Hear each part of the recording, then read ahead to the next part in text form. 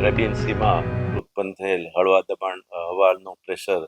જે આજે સવારે 35 કલાકે વેલમાર્ક લો ડિપ્રેશનમાં પરિવર્તિત થયું છે તે અંગેની હવામાન વિભાગની અમને વખતોવખતની આગાહી અને ચેતવણી મળતી રહે છે. જામનગર જિલ્લામાં આગામી 24 કલાકમાં જો ભારે વરસાદની પરિસ્થિતિ ઉત્પન્ન થાય કે હળવા ચક્રાવાતની કે 40 થી 50 કિલોમીટરના ઝડપે પવન ફૂંકાવાની જો પરિસ્થિતિ ઉત્પન્ન થાય તો આ અંગેના માટે તંત્રએ તમામ પરિસ્થિતિઓને પહોંચી વળવા માટે મીટિંગ કરી લીધી છે અને તમામ તંત્ર સજ્જ છે. તમને ભારતીય તટરક્ષક તરફથી સૂચિત કરવામાં આવે છે કે અરબી સમુદ્રમાં તોફાન આવવાનું છે તો તમે